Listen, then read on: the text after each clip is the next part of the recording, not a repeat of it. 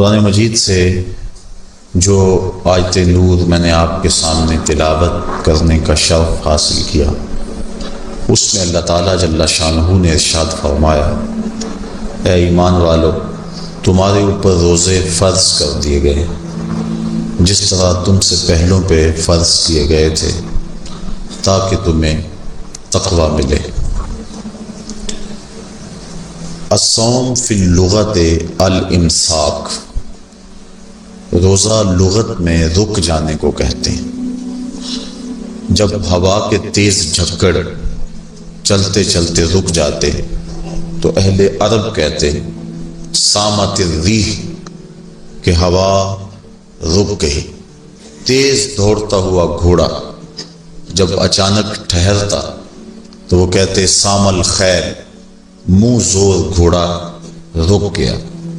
تو روزے کو بھی روزہ اس لیے کہا جاتا ہے کہ نفس کا سرکش اور منہ زور گھوڑا رمضان میں رک جاتا ہے، اور جو اللہ کے حکموں کو ڈٹائی سے توڑتے ہیں رمضان میں ان کے سر بھی سجدوں میں دیکھیں۔ تو اس لیے صوم کو صوم کہا جاتا ہے کہ اس میں انسان گناہوں سے رک جاتا ہے۔ شریعت اسلامیہ میں طلوع فجر ثانی سے غروب آفتاب تک اکل و شرب اور جماع سے کثرتاً رکے رہنے کو روزہ کہا جاتا ہے۔ روزے کی تاریخ کے حوالے سے علامہ اسماعیل حقی علیہ رحمہ تفسیر روح البیان میں لکھتے ہیں کہ ملک تحمورس ثالث کے دور میں قحط پڑا۔ یہ حضرت آدم علیہ السلام کی اولاد سے تیسرا بادشاہ ہوا ہے۔ تو اس نے اپنی قوم کو حکم دیا کہ وہ ایک وقت کا کھانا کھائیں اور ایک وقت کا کھانا بچا کر قحط زدہ علاقوں میں بھیجیں تاکہ دکھیوں اور مجبوروں کی مدد ہو سکے۔ ملک تحمورس الثالث کے اس حکم کو قوم نے قبول کیا اور ایک وقت کا کھانا بچا کر کے قحط زدہ علاقوں میں بھیجا۔ اس قوم کی یہ ادا اللہ کو پسند آ گئی تو اللہ نے اس کو عبادت قرار دے دیا۔ پھر اس کے بعد ہر نبی پر روزہ فرض ہوا۔ کما کتب علی الذین من قبلکم، اس پہ شاہد عادل ہے۔ حضور علیہ السلام فرضیت روزہ سے قبل ایام 20 کے روزے رکھا کرتے تھے۔ ہر ماہ کی 13، 14 اور 15 تاریخ کو قمری تقویم کے حساب سے جو روزے رکھے جاتے ہیں ان کو ایام 20 کے روزے کہا جاتا ہے۔ لیکن اس کے بعد پھر عاشورہ کا روزہ حضور نے معمول بنایا، اور اس کو کسی صورت بھی حضور اور صحابہ ترک نہیں کرتے تھے۔ فصام رسول اللہ وامر بصیامہ، حضور نے خود بھی روزہ رکھا اور صحابہ کو بھی حکم دیا کہ یہ روزہ رکھیں۔ لیکن جب سن 2 ہجری کو واقعہ بدر سے ایک مہینہ قبل 17 شعبان المعظم کو جب روزہ فرض کیا گیا تو پھر حکم دے دیا گیا۔ حضرت عائشہ صدیقہ رضی اللہ تعالی عنہا سے روایت ہے کہ فرمایا، اب جس کا جی چاہے عاشورے کا روزہ رکھے اور جس کا جی چاہے ترک کر دے، لیکن اس سے قبل وہ روزہ رکھنا امت پر ضروری تھا۔ اب ایام معدودہ یعنی گنتی کے دن، اور وہ 29 یا 30 دن ہیں، ان کے روزے امت پر فرض کر دیے گئے۔ سن 2 ہجری میں روزہ فرض ہوا۔ حضور نے 11 ہجری کو رمضان سے قبل ہی ربیع الاول شریف کے مہینے میں انتقال فرمایا۔ اس طرح حضور علیہ السلام کی زندگی میں کل 9 رمضان آئے۔ 2 ہجری کو شامل کر کے 9 رمضان زندگی میں کل آئے، جس میں 2 رمضان 30 کے تھے اور باقی 7 رمضان 29 کے تھے۔ اور یہ بات ذہن میں رہے کہ روزے 29 ہوں یا 30 ہوں، اللہ ثواب 30 کا ہی عطا فرماتا۔ جس طرح کوئی شخص بھول کر کھا لے تو حدیث میں آتا ہے اس کو اللہ نے کھلایا، اس کو اللہ نے پلایا، تو وہ اس نے کھا بھی لیا، اس نے پی بھی لیا، لیکن اس کا روزہ بھی باقی رہا۔ اس طرح اگر چاند 29 پہ نظر آ جائے تو ثواب اللہ 30 کا ہی عطا فرماتا ہے۔ یہ اس کی کرم نوازی ہے اپنے بندوں پہ۔ تو روزہ ڈھال ہے اور جہنم سے آزادی کا ایک اہم ذریعہ ہے۔ روزہ اللہ اور بندے کے مابین ایک راز ہے۔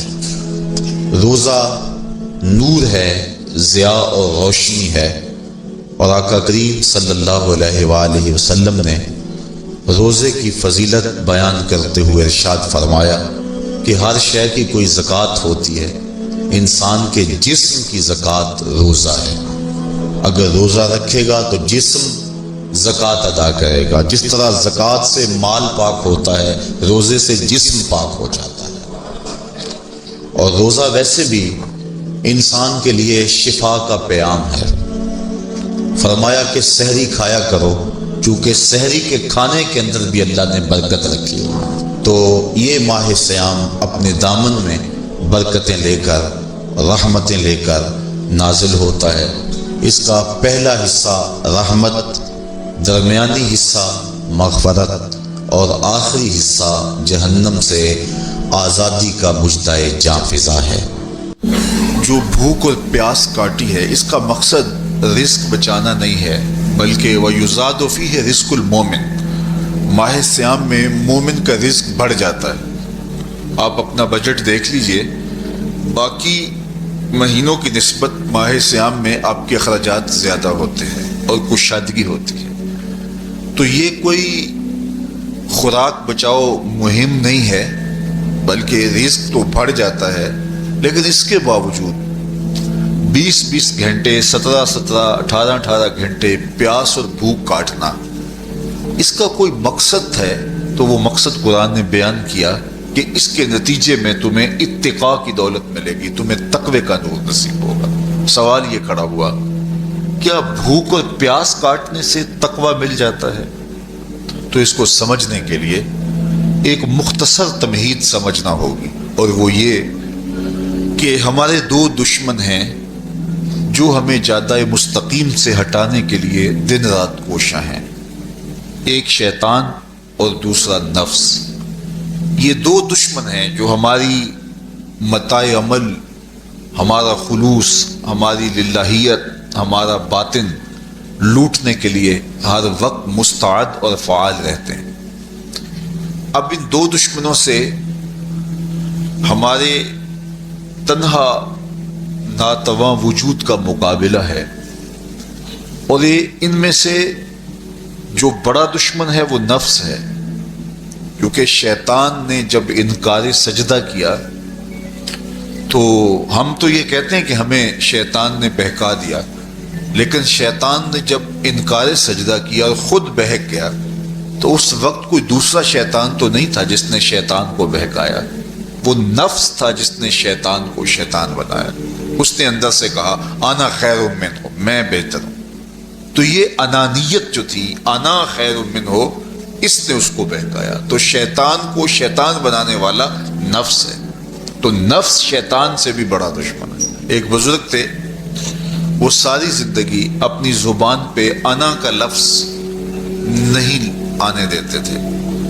اس مفہوم کو بیان کرنا ہوتا تو وہ با الفاظ دیگر بیان کرتے، میں کا لفظ، انا کا لفظ، وہ اپنی زبان پہ ساری زندگی انہوں نے جاری ہی نہیں ہونے دیا۔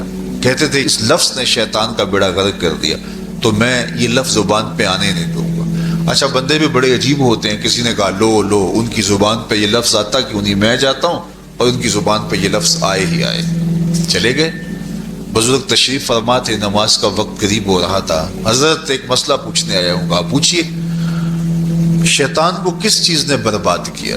حضرت آپ تو بولیں گے کہ میں نے، آنا نے، تو کہوں گا جیسے بھی ہوا ان کے زبان پہ لفظ میں تو آ ہی گیا نا۔ تو وہ بزرگ بھی بڑے سیانے تھے، اس کی نیت کا کھوٹ سمجھ گئے، فرمانے لگے بیٹا نماز کا وقت ہو گیا ہے، نماز پڑھ لیتے ہیں پھر اس پہ بات ہوتی ہے۔ نماز ہوئی، سلام پھرا تو خود ہی فرمانے لگے کسی نے کہا تھا کہ شیطان کو کس چیز نے برباد کیا، جواب دینا چاہ رہا ہوں کس نے پوچھا تھا، جھٹ کھڑا ہو گیا، میں نے کہا اسی چیز نے اس کا بیڑا غرق کر دیا۔ تو جو نفس تھا وہ شیطان کو شیطان بنانے والا ہے، تو ہمارے ساتھ نفس بھی لگا ہوا ہے، ہمارے پیچھے شیطان بھی لگا ہوا ہے۔ شیطان بھی بڑا مکار دشمن ہے، چھوٹا دشمن یہ بھی نہیں ہے۔ یہ ہماری متاع عزیز کو، متاع ایمان کو، متاع عمل کو، متاع خلوص کو لوٹنے کے لیے دن رات مستعد اور فعال رہتا ہے۔ اللہ کے محبوب نے فرمایا الشیطان جاسم علی قلب ابن آدم فاذا ذکر اللہ خنس واذا غفل وسوس۔ شیطان اولاد آدم کے دل پہ قبضہ جما کے بیٹھ جاتا ہے، جب یہ اللہ کا ذکر کرتا ہے تو بھاگ جاتا ہے، اور جب یہ اللہ کے ذکر سے غافل ہوتا ہے تو یہ وسوسہ اندازی کرتا ہے۔ تو شیطان اولاد آدم کے دل پہ قبضہ جماتا ہے، اسے پتہ ہے کہ دل قابو میں آ گیا تو پورا بدن قابو میں آ گیا، چونکہ میرے اعضائے بدنیاں میرے دل کے تابع ہیں۔ موسم اچھا ہے، رت سہانی ہے، صحن چمن میں پھول کھلے ہیں، لیکن میرا دل نہیں چاہ رہا تو ٹانگیں جنبش ہی نہیں کریں گی۔ مرغن غذائیں سامنے پڑی ہیں اور آپ کا تقاضا ہے کہ جناب لے لیجئے، لیکن میرا جی نہیں چاہے گا تو ہاتھ جنبش نہیں کریں گے۔ آسمان ستاروں اور کہکشاؤں سے بھرا ہوا ہے، جی نہیں چاہے گا تو نظر نہیں اٹھے گی۔ آپ سماعتیں بچھائے بیٹھے تھے، جی نہیں چاہے گا زبان نہیں بولے گی۔ تو پورے آزاد دل کے تابع ہیں، اور اگر دل شیطان کے تابع ہو گیا، اس کے ہتھے چڑھ گیا، تو پھر اعضاء وہی کریں گے جو شیطان چاہے گا۔ اور اگر یہ دل مالک کی محبت سے سرشار ہوگا تو پھر دل جو چاہے گا وہی اعضاء کریں گے، تو دل اللہ کی نافرمانی کی چاہت ہی پیدا نہیں ہونے دے گا، تو اعضائے بدنیاں کا رخ بھی اللہ کی رضا کے حصول کے لیے ہوگا۔ تو شیطان بھی قبضہ دل پہ جماتا ہے اور دل کو قابو میں کر کے حضرت انسان کا بیڑا غرق کرتا ہے۔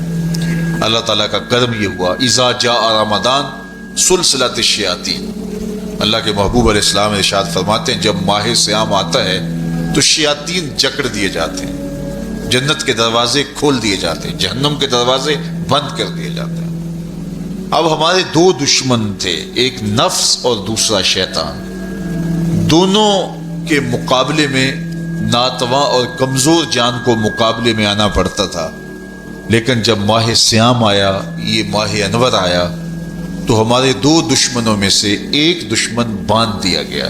اب ہمارا مقابلہ صرف ایک دشمن سے رہ گیا۔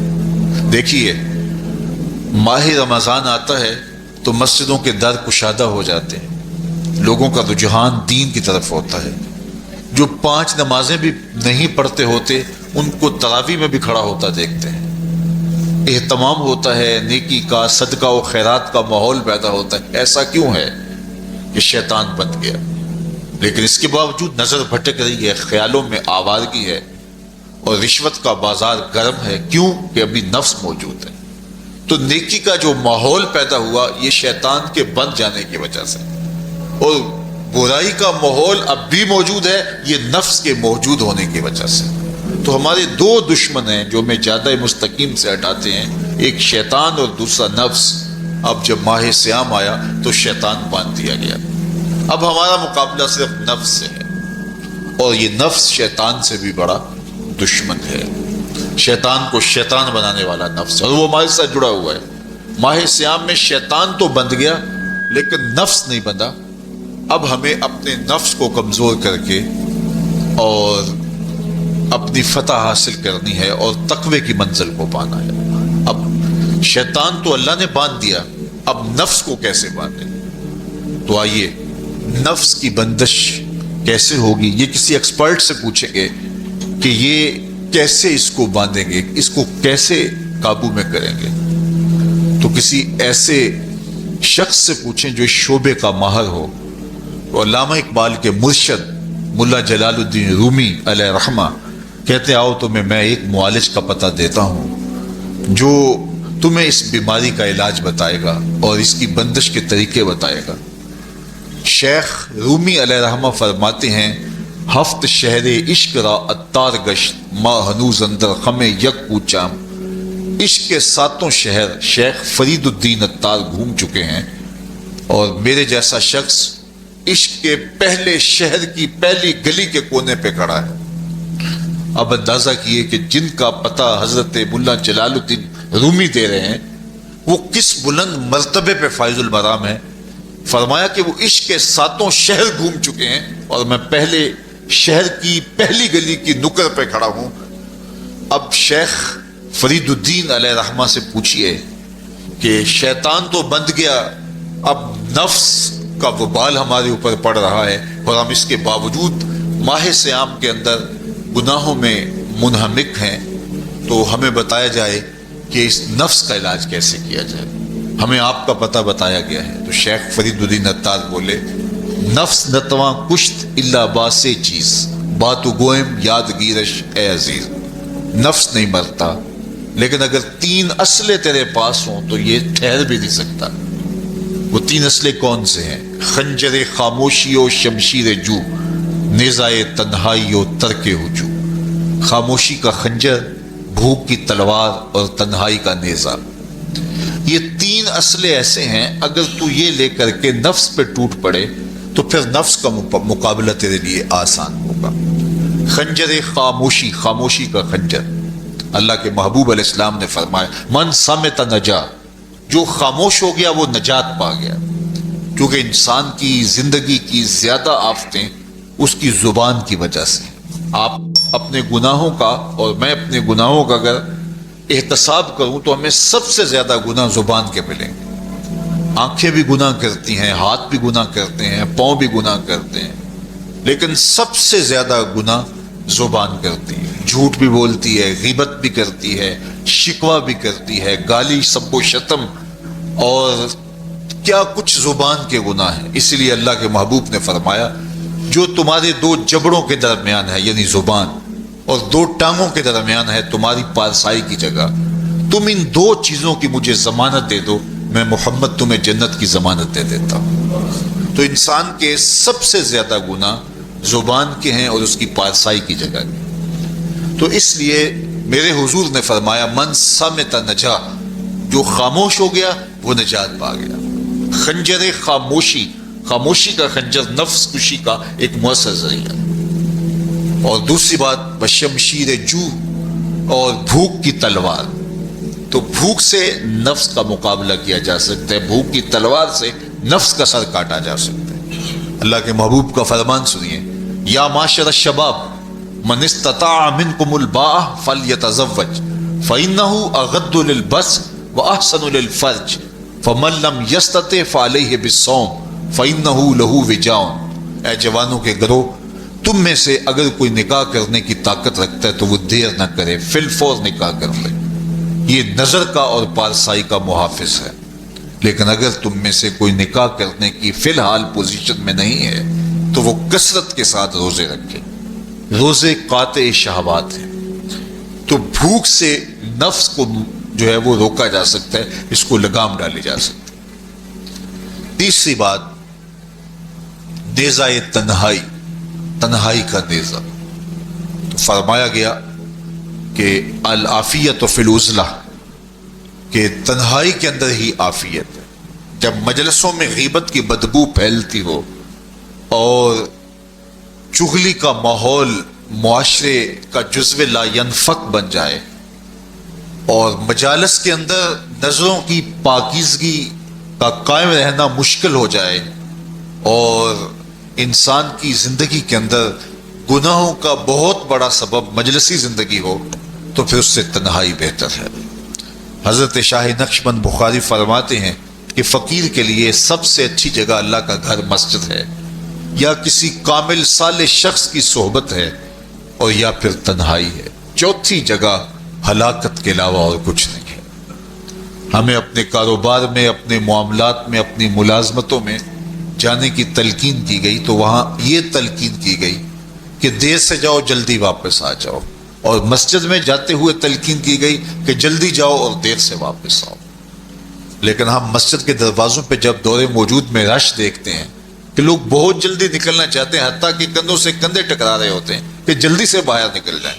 حالانکہ وہ عافیت کی جگہ ہے، 2 منٹ زیادہ بھی ہو جائیں تو کوئی حرج نہیں ہے. اور ایسے لوگوں کو بھی نکلنے میں جلدی کرتے ہوئے دیکھا ہے کہ لگتا تو یہ تھا کہ شاید انہوں نے کسی ضروری کام پہ جانا ہے، لیکن باہر نکل کے بازار میں پھٹے پہ بیٹھے تھے اور مسجد سے نکلنے کی جلدی بہت تھی. تو مسجد میں جلدی جاؤ اور دیر سے واپس آؤ، اور بازار میں دیر سے جاؤ اور جلدی واپس آؤ. لیکن ہمارے رویے اس کے برعکس ہو گئے. تو تنہائی میں عافیت ہے، خاموشی میں عافیت ہے، اور بھوک میں عافیت ہے، اور یہ ساری چیزیں روزے میں میسر ہیں. فرمایا تم سے اگر کوئی شخص الجھے، بحث کرے، لڑائی کرنا چاہے تو تم اسے کہو انی صائم، میں نے روزہ رکھا ہوا ہے. اسی طرح جو ہے وہ روزے سے آپ کو یکسوئی ملے گی، قرآن مجید کی تلاوت کا ماحول ہوگا، اور تم بھوک کاٹو گے. اور یہ تینوں چیزیں تمہارے نفس کو کمزور کرنے والی ہیں. شیطان بند گیا، نفس کمزور ہو گیا. اور جب نفس کمزور ہو گیا، کمزور ہوتا ہے، یہ نفس مرتا نہیں ہے. یہ تو کوئی ہے باج فقیراں کسے نہیں ماریا، باہو ظالم چور اندر تھا. یہ اندر والا چور جو ہے وہ اتنی آسانی سے قابو آتا ہی نہیں ہے. یہ پھر سر اٹھا لیتا ہے. اس کو جتنا کچلو، یہ کچھ عرصے کے بعد تھوڑی سی خوراک ملتی ہے تو پھر سر اٹھا لیتا ہے.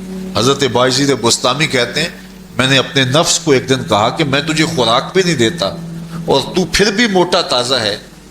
تو میرے نفس نے مجھے کہا کہ اے بایزید، جب تم بازار سے گزرتے ہو تو لوگ انگلیاں اٹھا اٹھا کہتے ہیں یہ بایزید جا رہا ہے، یہ بایزید جا رہا ہے، تو مجھے میری غذا اور خوراک اس سے مل جاتی ہے. تو یہ خوراک ہوتی ہے نفس کی. تو نفس بہت ظالم ہے اور ساری زندگی اس سے لڑتے ہوئے گزرتی ہے. وہ کسی نے کہا تھا نا، تمام عمر طوفان سے کھیلتے گزری، نیا کے ڈوبنے کا ڈر بھی رہا.